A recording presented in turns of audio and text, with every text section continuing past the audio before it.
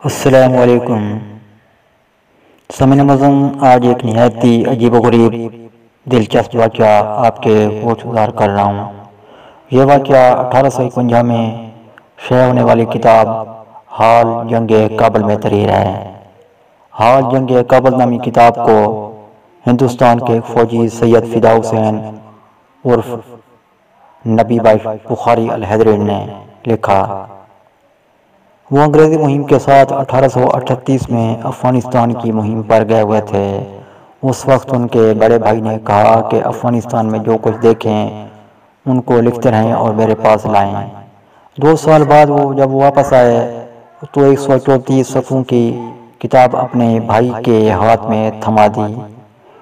اس کتاب میں یہ عجیب و غریب واقعہ درج ہے جو کہ میں آپ کے گوش گزار کر رہا ہوں۔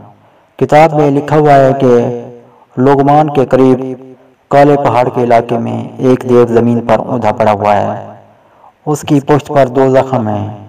حضرت سیدنا مولا علی کرم اللہ وجہ الکریم نے اسے 7 بار مسلمان کیا، وہ کافر ہو گیا۔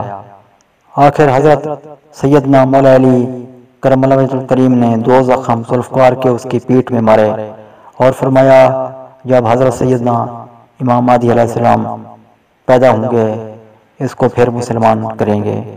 ہر سال نوروز کے دن ہوشیار ہو کر یہ اٹھ بیٹھتا ہے اور اس کے اہل ویال جمع ہوتے ہیں جو ان سے پوچھتا ہے کہ حاکم قدام است؟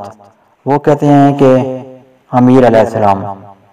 پھر زمین پر گر پڑتا ہے، زخم اس کے پھٹ جاتے ہیں۔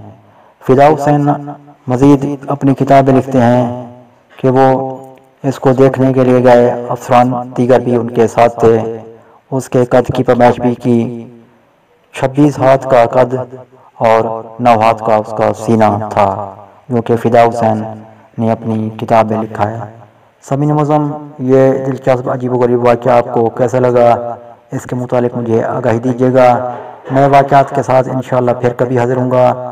اللہ حافظ۔ پاکستان زندہ۔